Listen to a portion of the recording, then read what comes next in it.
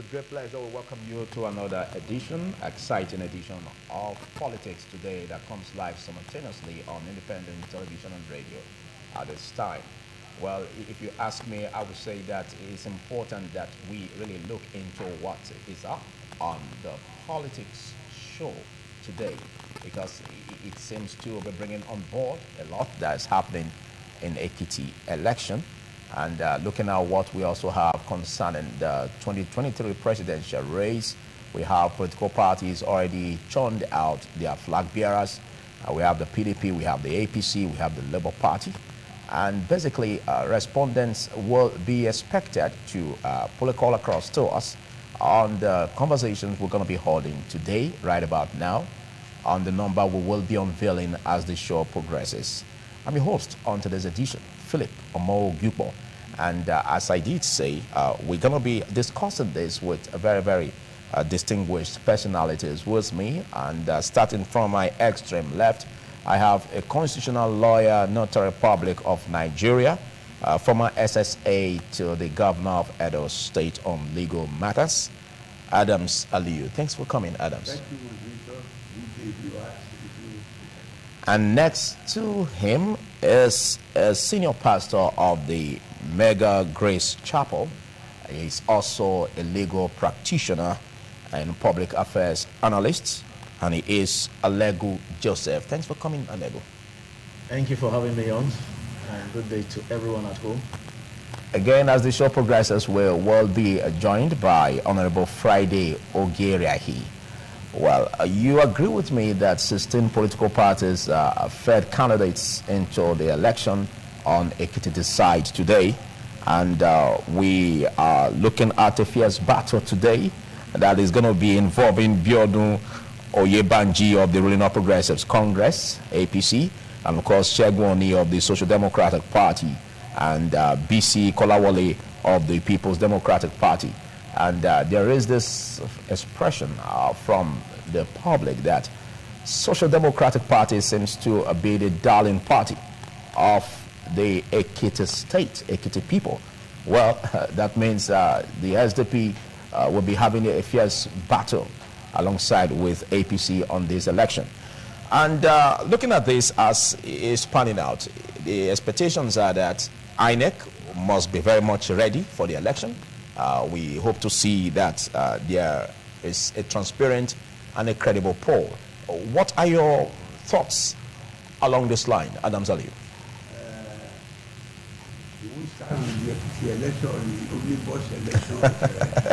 Ekiti election, of course, that's where we are now.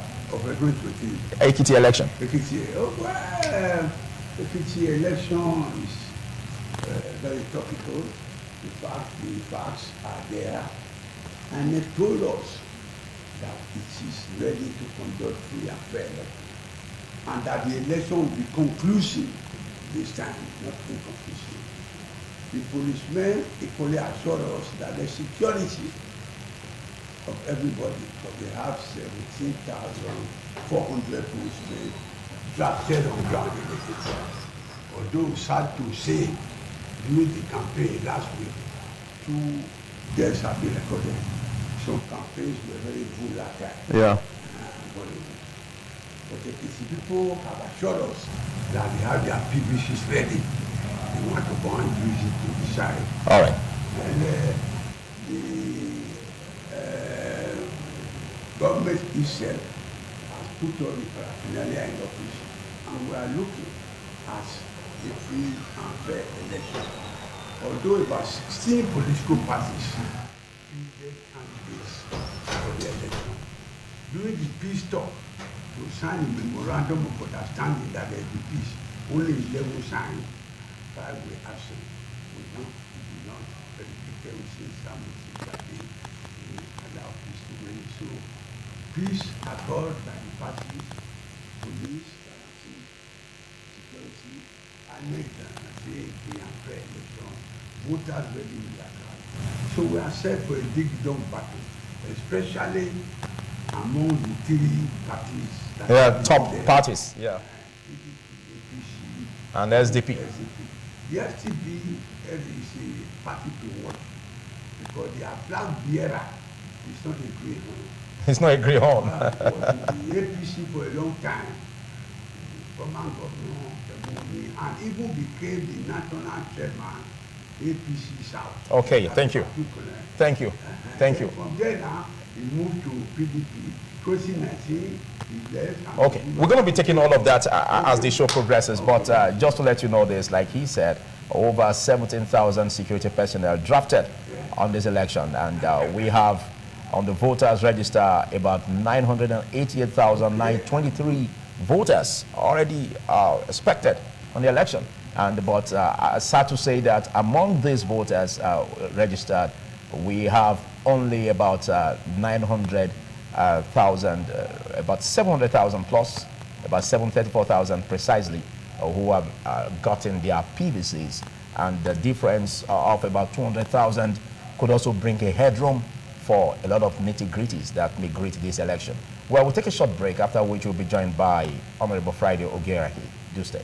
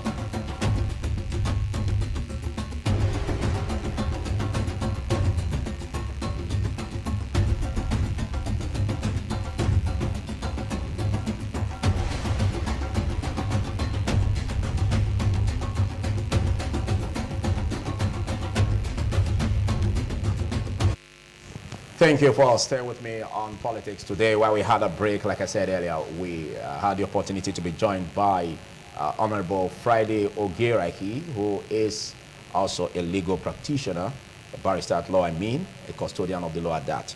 And also, he was a representative in the House of Assembly for Oriomo South constituency. And he is very, very active in politics as a member of the People's Democratic Party. Thanks for joining me on Honorable Friday Ogeraki. It's a pleasure to be here again. Thank you for having me. We see what's happening in Ekiti as they decide who's going to be their governor today. And we have over 734,000 voters expected in this election. Well, as the election is happening, or as the people are deciding, what are your thoughts about your party clinching the opportunity to be the next rider of the governor's seat for Ekiti? Well, as a party man, I'm quite hopeful that we have the best on board by virtue of the flag bearer, I mean. Okay. We have the best on board in the lot. It's a contest, it's a competition. The Ekiti people will decide. And this election coming just before we are going to a general election, we signpost a lot of things. It's also about a referendum of a sort on the performance of the incumbent governor, who is of the APC. That state is an APC state, and my party, the PDP, is running against all manner of forces you also must reckon with the fact that the APC is the government at the center, the ruling party. But if anything, if the election we had here is anything to go by, I do not see so much of perhaps the national, the ruling party at the center weighing so much of what will become the, what will be the result of the elections in Ekiti. Also given, again, the fact that there are innovations in our electoral act. There have been inputs of a lot of it, technology. When we once experimented with what they now popularly refer to as the card reader, it didn't have a footing within the legal framework, specifically now the Electoral Act. Okay. But today, we have, after a protracted struggle at that, we now have the presidency or the president assenting to these innovations, these reforms, generally bordering on how much we can eliminate or reduce the human factor in our electoral process. So we are going to see a test run. What will happen in Ekiti?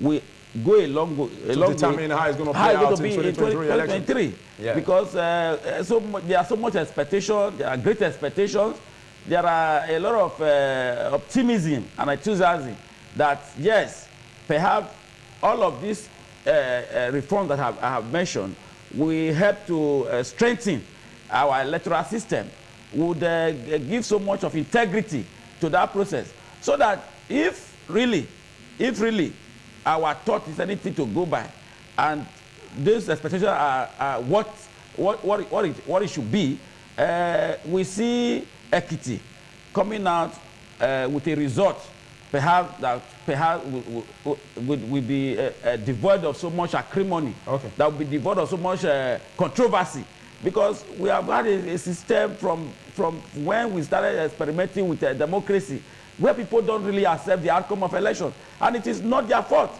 It is because of the fact that the system have been so much open to manipulation, to doctrine of result, to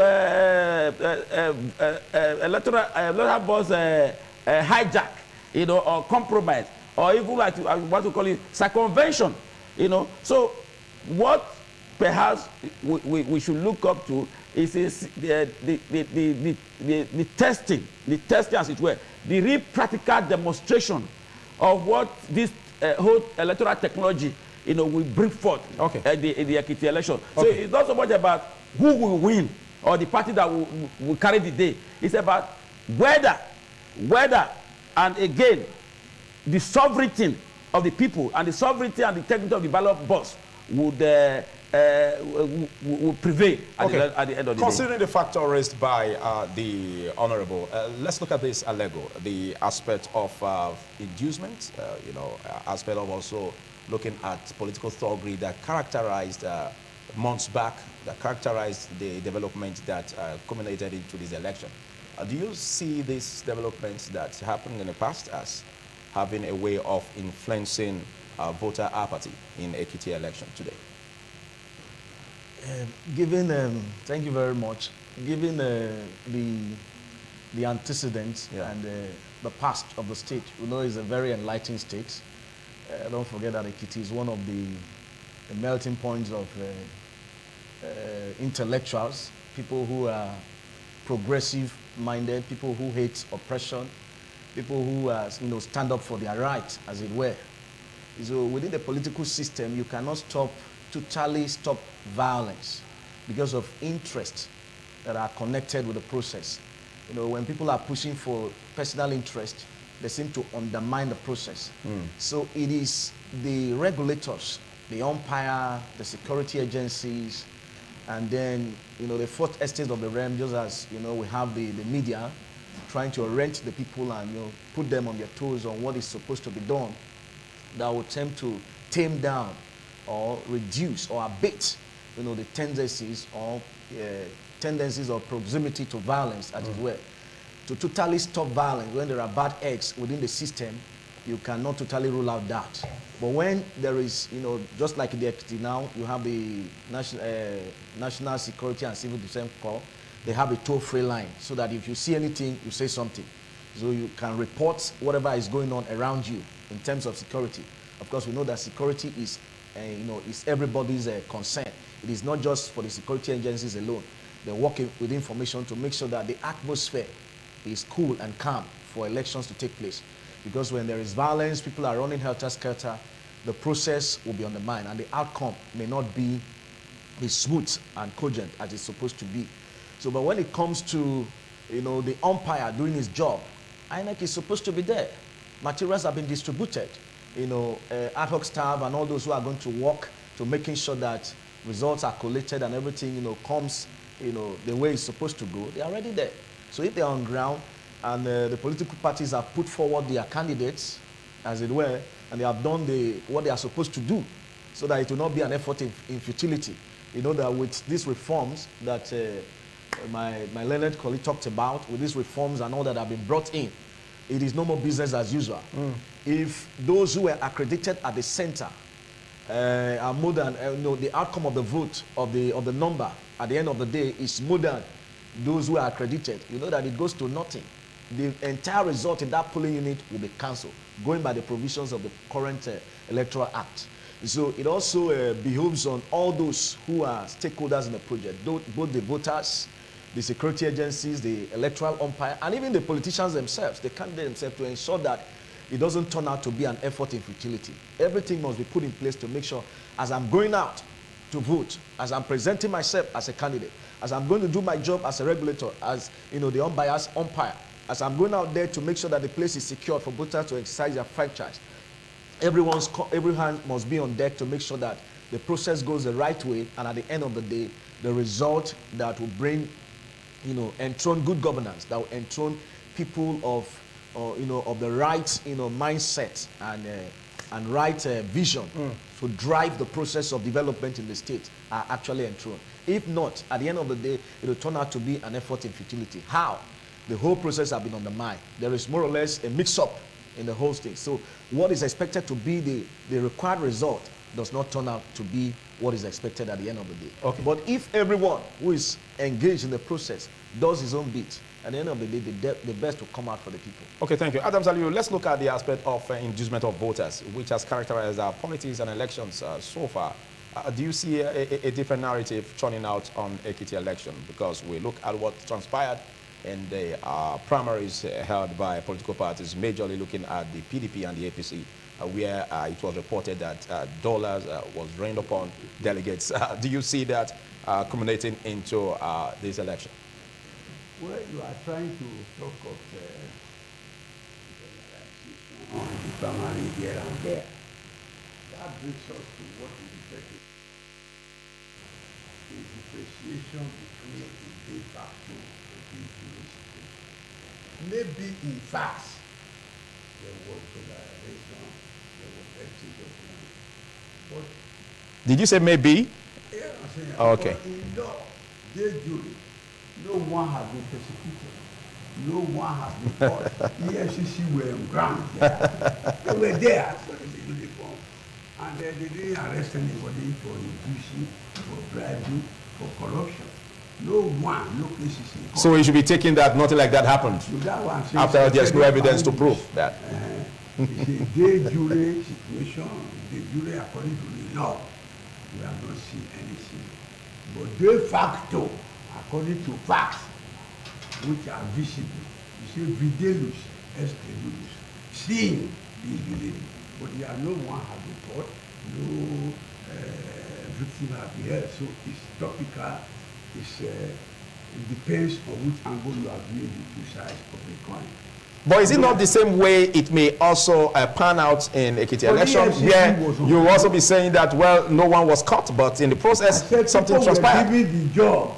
They were armed with uniform and paraphernalia to go and ensure no monetization, no bribery, no corruption. Okay. We are not gotten it.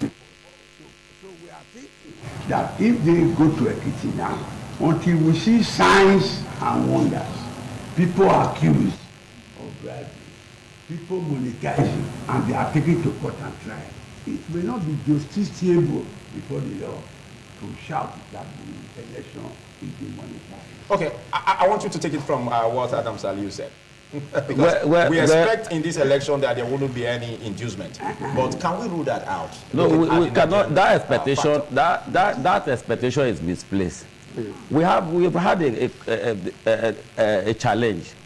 We have had a phenomenon where elections are most likely now to be seen as a bazaar of sort, a marketplace where money is being exchanged for vote. So we can't shy away from that fact, that reality.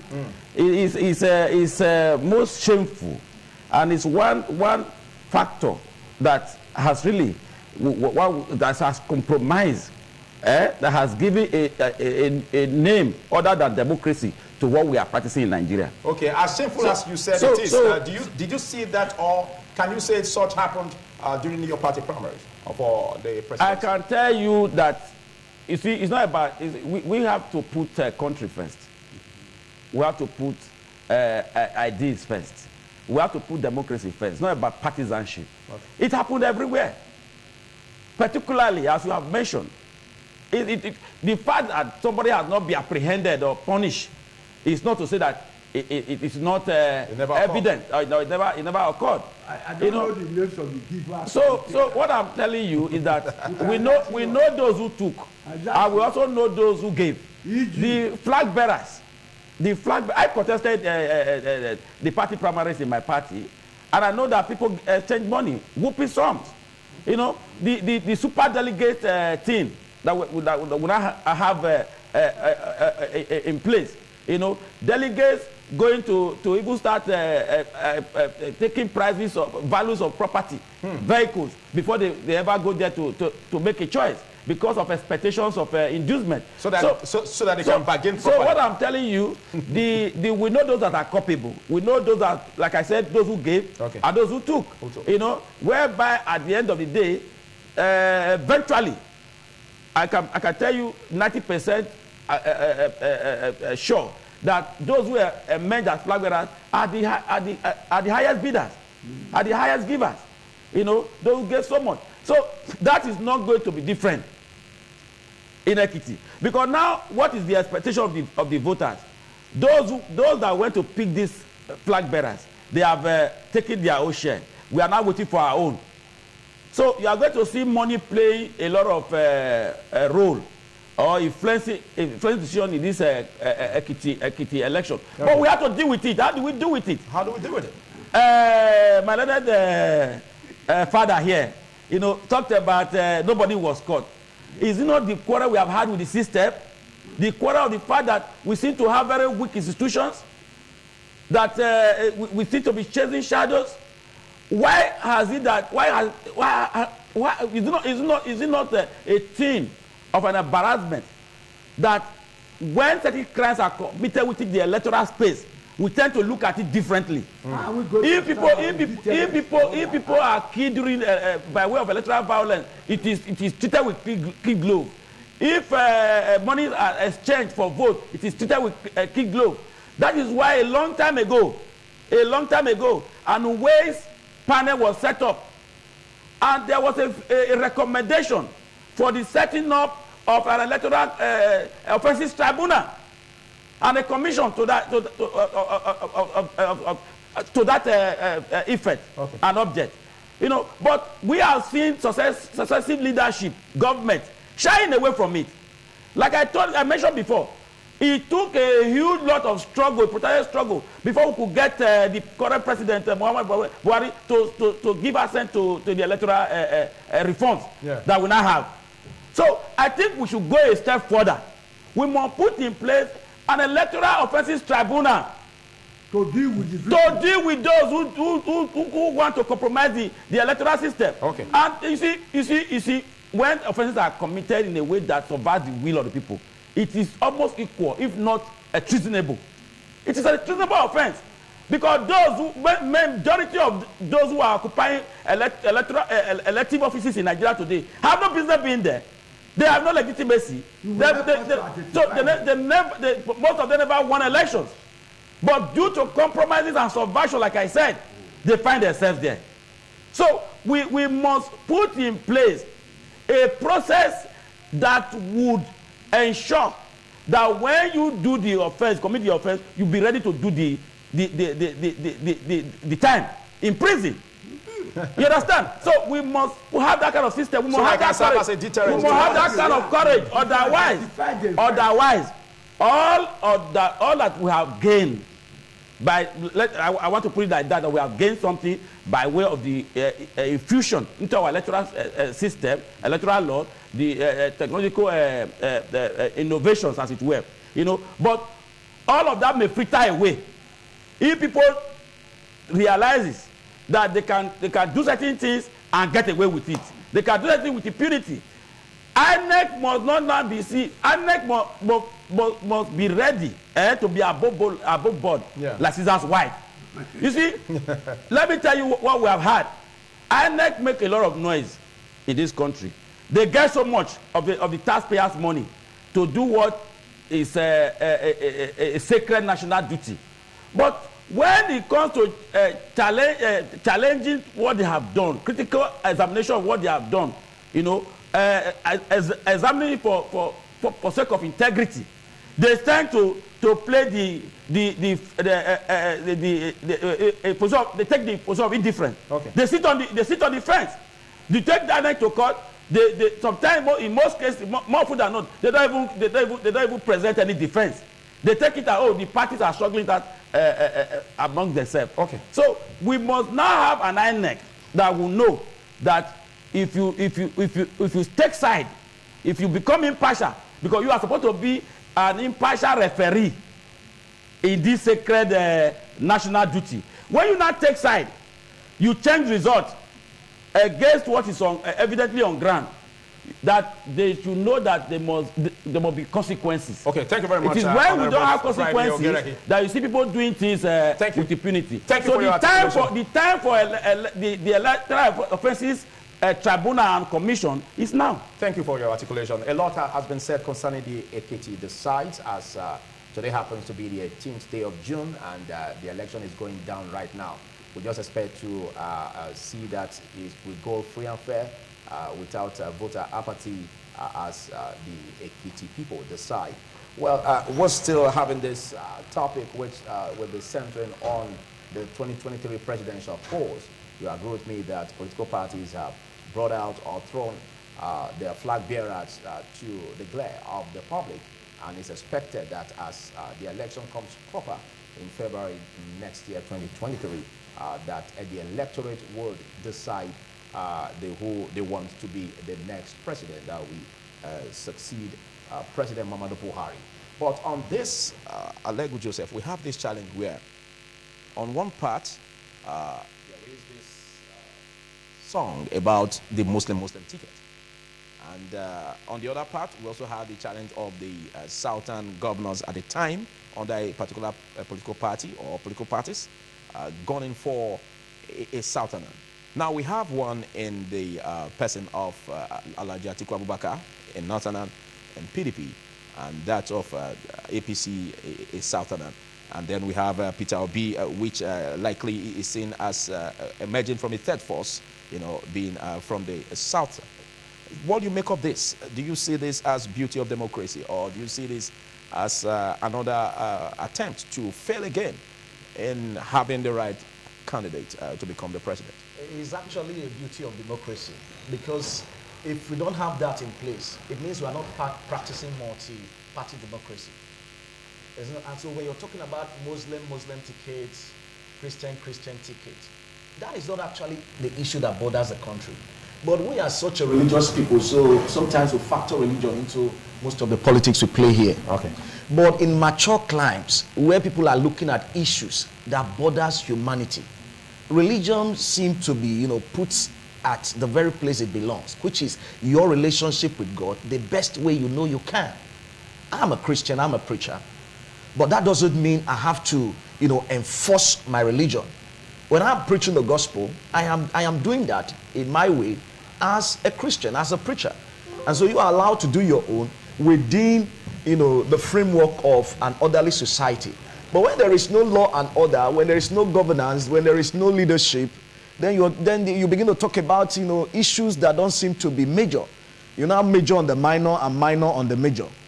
So when we're talking about issues that bother on us, what has religion got to do with, poverty? What has the ticket got to do with, unemployment, productivity? What has it got to do with security and all of that? These are the issues we're talking about. Okay. And so when we bring those issues to the front burner, we begin to, play politics the way it should be, because it's all about governance, and governance is about leadership. So whoever is on the driver's seat is going to eventually drive you to the destination you desire, or drive you into the mud or into the bush, as it were, which is an accident of sort. Okay. So we don't want political accident within Nigeria, and that's why we are talking about a change of order. What kind of order? Order of ineptitude, order of non-performance, order of playing the ostrich, order of pushing things under the carpet that is supposed to be on the front border of nationhood and all of that. So you see, I like the force that is rising, especially from the youth and the young people, saying, no, we're not going to continue like this. We're not going to have it, the old way it used to be. Let there be a change. You'll be hearing of things done. All of these leaders, they travel, to other climes where things are done, the right way. And they, they see the dividends that follow and the kind of situations that play out, in relation to the benefits that it brings to their citizens.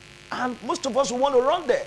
Give the average Nigerian today, okay, will you want to go here? Everybody wants to rush the visas of some of these countries that are playing out well. So all we want in Nigeria and all the country is looking forward to now is not about the Muslim ticket or Christian ticket. But although that is important, when you look at it on a larger concept, because we are a religious people. Yeah, so balance the equation. Of course, yes. But we are not saying that is the most important thing to the nation. Okay, you spoke about the youths, for instance, yes. And there's this great argument that, well, the number of youths that are even registering online, and physically, and even the talk in the social media about a change, making sure that they vote in, the right peg in the right hole.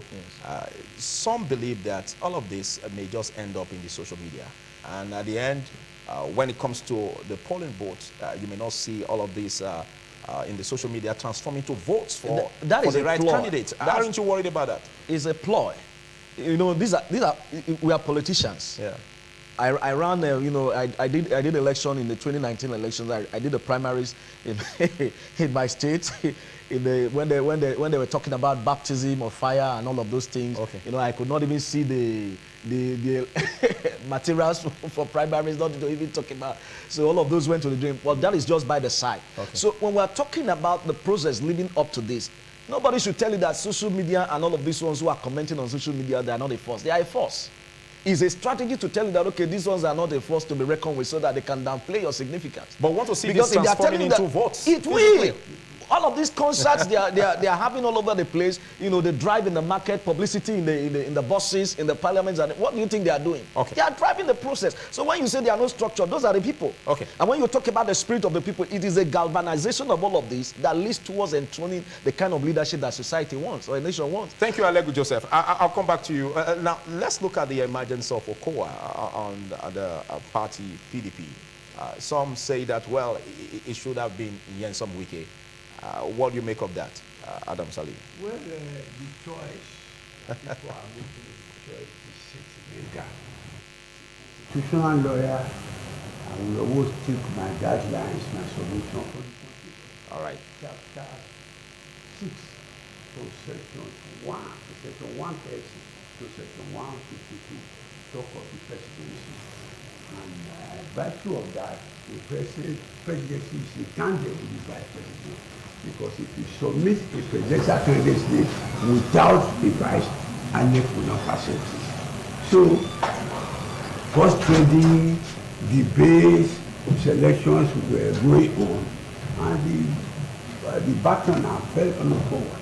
The forward is a fit and proper person, and the leadership of the party via a committee recommended someone else. Sometime later, another person recommended. We are even told that the names submitted now, they were ad interim.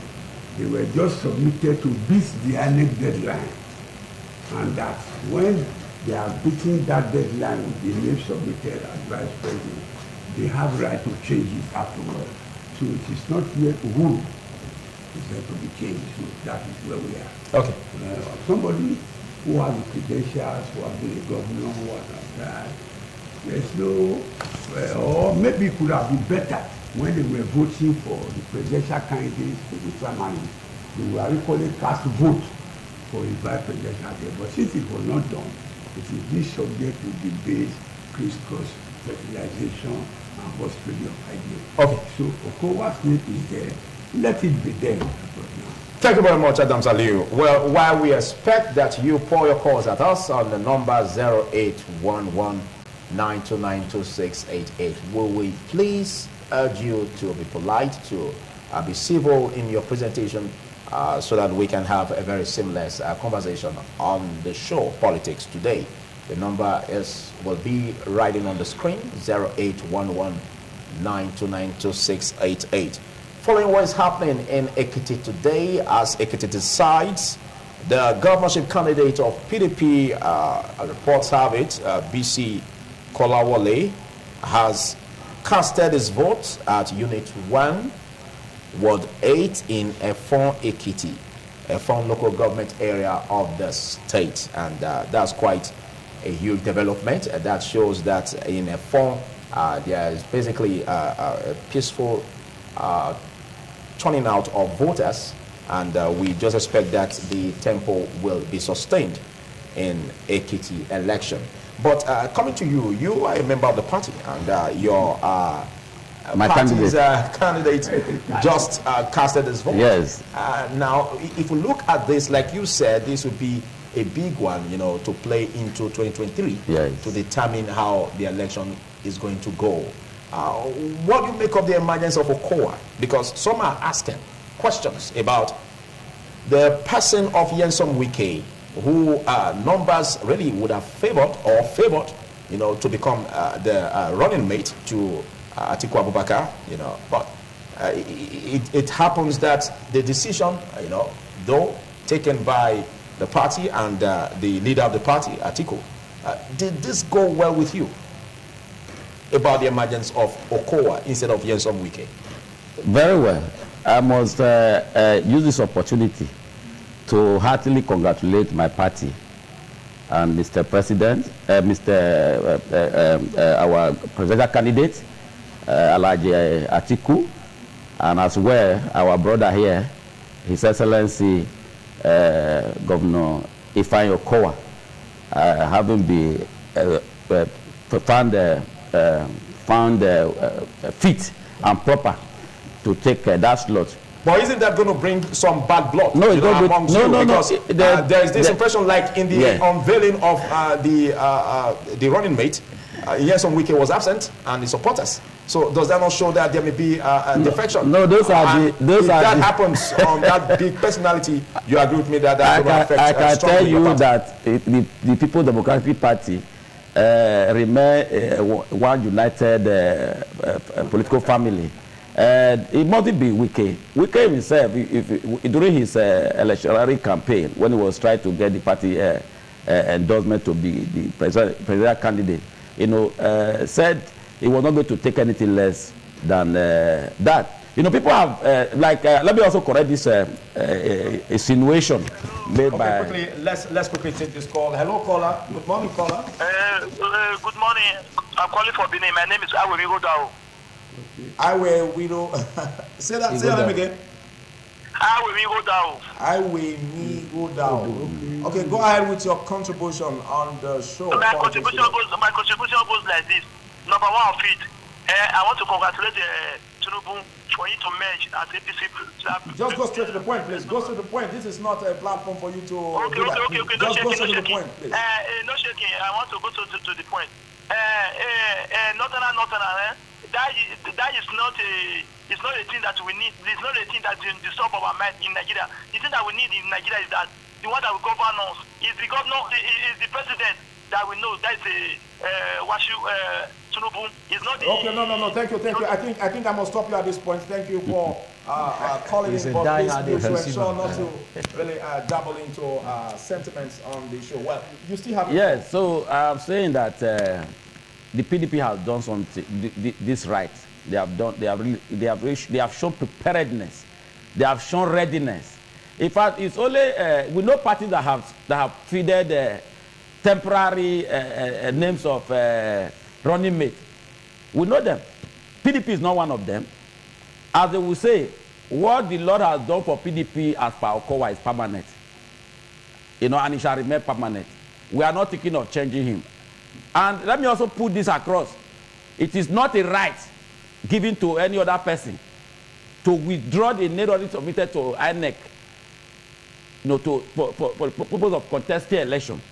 That right he has in the person that have been submitted to say, I no longer wish to run this race, or in the event of death, that is when changes can be made. So we know that have made a temporary submission. PDP has made a permanent submission of a name, and that name is a credible name. Okay, but that name is a people have people don't forget a running mate does not mean that it will transform to become the vice. No, we are going to an election. Or you have a candidate does not mean that we are going to an election because there are some who believe that. Yes. Well, they are tired, fed up of APC. Yes. Fed up of PDP. Yes. There are such. But people. Are you not worried about the third force that may be greeting this? I'm not so much given to any fear. Okay. About the emergence. What is happening on the social media platform? No, the social media has come to stay. I was going to tell you something about social media. It has come to stay. Now you must reckon with that force. It's a way of also measuring the opinion of the people concerning any particular issue of national or international interest. So we cannot wish that away. We cannot wish that away. But at any rate, people now look back at the years of PDP with relish. Okay. Compared to the realities that we find ourselves now, economically, I'll come back to you quickly. socially, take this call. Security-wise. Okay. Good morning, caller. Tell us your name and where you're calling from quickly. Yeah, good morning. My name is Exodus Osadolo. I'm calling from Benin City. Exodus Osadolo, go ahead with your contribution. My take on this program, I want to shift a little out of it. I want to talk about the security aspect of it. You see, time without number, there will be election in any state, whereby when they are doing their election, they will take another policeman. Like yesterday, I heard about 947 civil defense, about 1,000 plus from other states, which means they are making other states vulnerable to attack. In this state that we are, we know the country that we are, we know what is happening. Why is it that when they want to do election in one particular state, they will pack all the security, all the armored car, all the chopper to go to that state and gather, why make other states vulnerable? This is not good. They should try to do something which is meaningful, because we know it's election, it's just one day thing. And making other states available is not good. That's but the SASA and the Nota and the Miss Sata. Oh, well, we lost that call. Thanks for your articulation on that. Talking about the security personnel being drafted to Ekiti election, over 17,000, and this could bring about leakages, loopholes, in other areas from those states that all of these security personnel will drive from. That is exactly what he was talking about. You still have the floor in 1 minute. Yes. So, like I said, people now look back and say years of PDP, comparing it with what we have today, that in fact PDP PDP era was heavenly. It was a blissful time. By your statistics or by the public? By the realities of the time. The insecurity that we now face in Nigeria, was it this bad in the years of the PDP? The skyrocketing prices of goods and commodity services, was it this high and excruciating as when PDP was in government? The exchange rate, as between the Nigerian naira and other international currencies, was it this poor as we have it? Okay, but we had the party PDP. So what I'm saying for 16 years. And yes. all of this really seem not to augur well for Nigerians because Nigerians are saying, like you said, making comparison with APC. But Nigerians are still saying that some something better. Some Nigerians, I don't know how you arrive at your conclusion. Not all Nigerians. When you say Nigerians, it appears there have been some kind of plebiscite where Nigeria took a decision. No, some Nigerians, they are expressing their opinion, which is their entitlement. But there are still a lot more Nigerians who believe that it is better we go back to where we are coming from, the era of PDP, the era of government that still has some level of sincerity and integrity. We have a government that is in place today that appear odorless. Okay, quickly, let's where people go to religious places and get killed without protection, without security. So is that the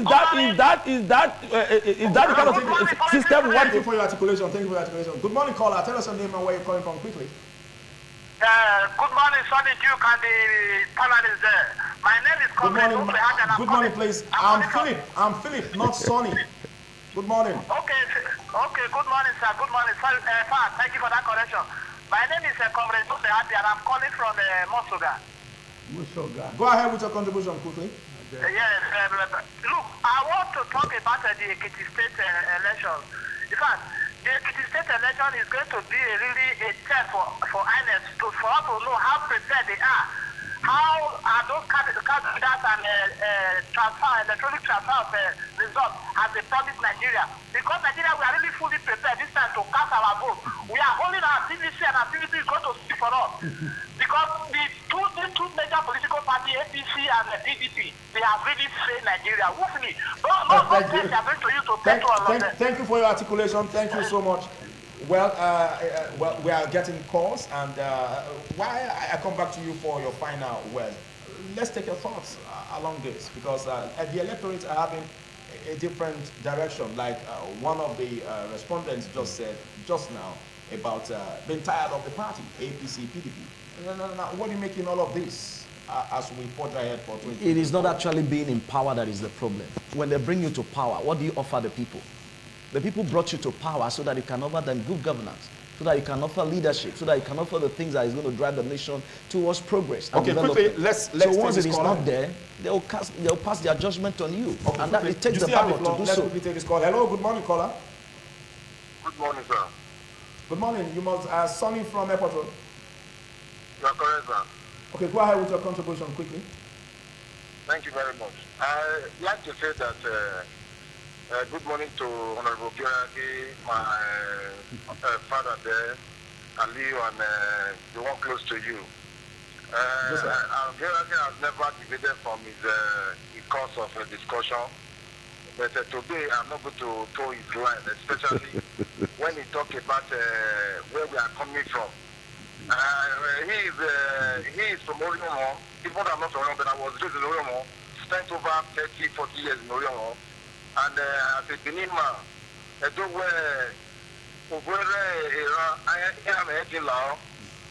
so that shows that if you want to blame APC now, that shows that PDP created hope for ants to not come inside. Unfortunately, Nigeria was hoping. And even in 2023, if you look at especially PDP and APC, the way they chose their candidates, they are not concerned about governance right now, but to win election. That's why you see that they keep talking about we need to go to the north, or we need to take someone from the south, and it must be for the southeast. Rather, we should have been looking at the further point that he talked about the price of goods before this time, and where are we now at this time. So I will encourage the political party, instead of talking about your party, and being loyal to your party, you should be loyal to Nigeria, and be loyal to your very citizen, and the party going through crisis. If you can do that, I'm sure that 2020 will be a better thing for us. Thank you, Sonny. Thank you for your contribution. Okay, you still have the floor, Joseph, in 1 minute. All right, so we're talking about governance, we're talking about development, we're talking about progress, we're talking about giving the nation a future, a direction, and all of that. Those are the burning issues that should come in. All these petty issues that have no relevance to politics, as it were, and we are doing it the same way over and over again, it's not going to give us a future. And people are rising up to getting awareness that, look, if we continue like this, we're just going to be going around doing the same thing the same old way and expecting a new Okay, so result. And it's not gonna there work should out be a so. different approach Sure. to bring about a different narrative. That is where the nation is driving towards. Thank you, And thank I you. pray that all those who are in charge of one thing or the other, security, the electoral empire, going by the reforms that have been put in place by the legal frameworks of the Electoral Act 2022, and and all those who are in place of authority should do the right thing, so that the vote of the masses will count. Adams Aliyu, 1 minute, please, round up. My younger colleague tried to lay emphasis at the end, forgetting that the end justifies the means. That you cannot build something on nothing. He is trying to say it is not governance or how you get there that matter. It is what you do when you are already there that matter. How do you get to power? That is why there's struggle. That's why there's vote buying. That's why there's killing and everything. How do you get power? Who qualifies to be there? You try to highlight Muslim. I look at the constitution. I look at the electoral act. Nobody talks of religion. You only say that to the president be 40 years, educated up to school certificate, be treated like a party, being a Nigerian citizen. So you don't have any worries over that, as long as the constitution has nothing against it. Okay. Lawyer, Okay. I'm not bothered about it. Okay, thank you. When the two parties were having the national chairman as Muslim, people did not comment. Thank you. The respondents, you really spoke about what you said. Sonny really said that you should rather focus on Nigerians instead of the party. So 1 minute to respond to that. I was reacting to a question, and that comparison was as between PDP and APC, that have had the opportunity to govern this space called Nigeria. So I wasn't talking I was talking within a context, not generally. I agree that it is high time we made progress in this country. I also agree that the time for that paradigm shift is now. And the electorate should rather look at candidates and not political parties. From sentiment. Do you agree? Your PVC. That what? That the electorate should look at the personalities and not the parties. They should look at ideas and personalities. They should look at pedigree. There must be some kind of due diligence. A background check on individual. What is the antecedent of these people? So it is important. Thank you. The sentiment of religion. The sentiment of religion show how hypocritical we are. Thank you, Honorable Friday. We are supposed to be a secular country. For this opportunity. They say we are secular. Thank you, Adams But when Aliyu. it comes to certain situations, Thank you, Joseph. Don't be intimidated. Go for your PVC. Get your PVC. Our listeners on Independent Radio, please let's not make it rowdy. Thank you. This is the much can take. Big thanks to our listeners on Independent Radio and of course our viewers on Independent Television. We do this on the next one. I'm Philip Omo Gupon. Goodbye.